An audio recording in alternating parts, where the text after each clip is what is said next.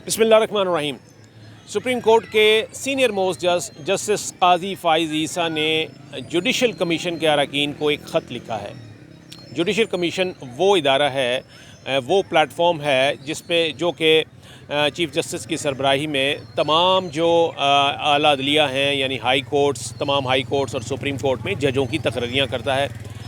Justice काजी फ़ाइज़ ईसा ने उन अरकान के नाम, जुडिशल कमीशन के अरकान के नाम एक ख़त लिखा है जिसमें उनका यह कहना है कि सुप्रीम कोर्ट में जो 2 जज साहिबान की वैकेंसीज़ खाली हैं उनको फ़ौरी तौर पर पुर किया जाए, और इसके लिए उन्होंने 2 नाम भी तजवीज़ कर दिए, जिसमें से उनका ये कहना था कि जो सिंध हाई कोर्ट के चीफ़ जस्टिस हैं और जो कायम मकाम चीफ़ जस्टिस हैं पेशावर हाई कोर्ट की, उनको इन सुप्रीम कोर्ट में तैनात किया जाए। अब इसको इसलिए तनकीद की निगाह से देखा जा रहा है कि सुप्रीम कोर्ट में जो जजों को लाने का तरीक़ाकार है, जुडिशल कमीशन में जो तरीक़ाकार है और जो जुडिशल कमीशन के जो रूल्स हैं उसके तहत ये इख्तियार जो है ये चीफ़ जस्टिस ऑफ पाकिस्तान का है कि वो कौन सा नाम इनिशिएट करते हैं। उस नाम जो इनिशिएट किया जाता है उसके ऊपर फिर बाकायदा वोटिंग होती है। जुडिशल कमीशन के जो कि सुप्रीम कोर्ट के लिए बना है उसमें 9 अरकान होते हैं, 5 उसमें सुप्रीम कोर्ट के सीनियर मोस्ट जज साहिबान शामिल होते हैं बशमूल चीफ़ जस्टिस। 6वां रुकन जो है वो लॉ मिनिस्टर होता है, फेडरल लॉ मिनिस्टर। 7वां रुकन जो है वो अटॉर्नी जनरल होता है। 8वां रुकन जो है वो पाकिस्तान बार कौंसिल का नामज़द करदा एक नुमाइंदा होता है, और 9वां रुकन जो है वो सुप्रीम कोर्ट का एक रिटायर्ड जस्टिस होता है। तो ये 9 अरकान होते हैं, इनके दरमियान फिर वोटिंग होती है, और जो चीफ़ जस्टिस के नामज़द करदा वो नाम को अगर ज़्यादा वोट मिल जाए तो उसकी मंजूरी हो जाती है, वो उसकी सिफारिश कर दी जाती है, यानी उसको मंजूर कर लिया जाता है सुप्रीम कोर्ट में लाने के लिए, और फिर ये नामज़दगी जो है ये पार्लिमानी कमेटी को भेज दी जाती है। पार्लिमानी कमेटी इसको अप्रूव करती है, सदर दस्तखत करते हैं, और फिर यूँ वो जज जो है सुप्रीम कोर्ट का जज बन जाता है।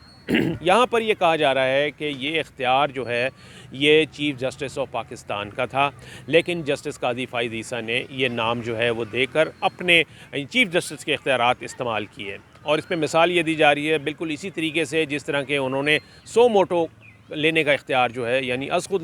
नोटिस लेने का इख्तियार जो है वो भी चीफ़ जस्टिस ऑफ पाकिस्तान का है फ़िलहाल, लेकिन उसको भी जस्टिस काजी फ़ाइज़ ईसा 1-2 बार इस्तेमाल कर चुके हैं। अब मामला ये है कि इसको इस जो और इसमें जो जस्टिस काजी फ़ाइज़ ईसा ने जो बुनियाद बनाया है अपने इस मुतालबे को और अपनी इस रिकमेंडेशन को, उनका ये कहना है कि ये सीनियरिटी का प्रिंसिपल जो है उसको मद्देनज़र रखा जाए। उनका ये कहना है कि जो सीनियर तरीन जज साहिबान होते हैं, चीफ़ जस्टिस होते हैं सूबे के, उनको बुलाना चाहिए चीफ़ जस्टिस यहाँ पे सुप्रीम कोर्ट के जज के लिए, और इसके लिए जो दोनों नाम उन्होंने लिए यानी सिंध हाई कोर्ट और पेशावर हाई कोर्ट के जो जज साहिबान हैं उनको उन्होंने सिफारिश की है, और उसमें बुनियाद उनका कहना है कि ये सीनियर मोस्ट जज हैं, इसलिए इन्हीं का सीनियरिटी का प्रिंसिपल जो है वो रखना चाहिए। अब सीनियरिटी का जो प्रिंसिपल है ये कोई कानून नहीं है, ना ही आइन में लिखा है, ना ही ये कानून है। यानी इससे पहले अगर एक हमारे पास फहरिस्त मौजूद है कि सुप्रीम कोर्ट में अब तक तकरीबन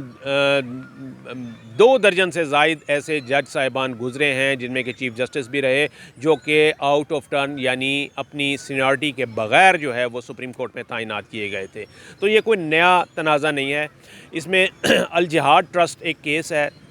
जिसमें कि ये एक सेटल्ड फ़ैसला जो है मौजूद है, जिसमें कहा गया है कि सुप्रीम कोर्ट में तैनाती के लिए